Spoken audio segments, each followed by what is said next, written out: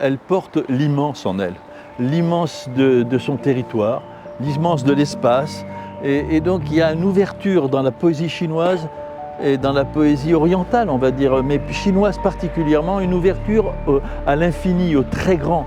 Et je crois qu'on l'entend dans sa poésie. Et que ça, pour nous, Européens, qui vivons un peu dans un tout petit territoire, l'ouverture que fait entendre la poésie chinoise, elle est comme une ouverture pour nous, une libération. Moi, ce qui me touche beaucoup aujourd'hui, c'est la rencontre entre la poésie chinoise et la poésie française. Parce que je ne sais pas si on le sait bien, mais la poésie chinoise est très lue en France. Alors, je veux dire la grande poésie chinoise classique. Tous les Français qui s'intéressent à la littérature connaissent Du Fu, Wang Wei, Li Bai, ces grands, et la pensée de Lao Tse. Voilà, ça c'est très présent et de plus en plus, je crois.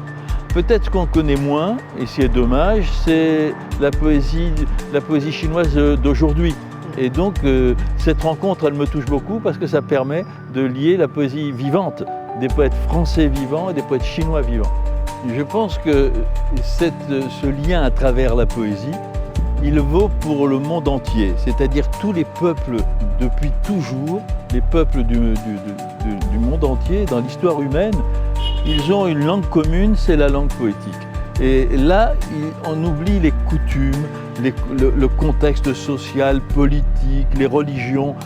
Dans la poésie, tout le monde se retrouve avec les mêmes questions humaines fondamentales. Donc la poésie est vraiment le lieu de la fraternité humaine, où tout le monde peut se comprendre.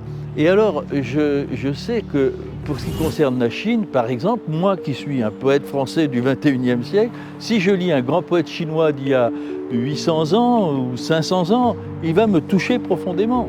Et donc ça veut bien dire ce que je dis, ça veut bien dire qu'il y a une âme commune à tous les hommes qui dépasse l'histoire des siècles, qui dépasse l'histoire de la géographie, des continents, etc. Et je crois qu'entre la France et la Chine, comme entre la Chine et sûrement l'Afrique ou la France et l'Amérique, peu importe, le lieu où on peut tous se parler, se comprendre, c'est la poésie.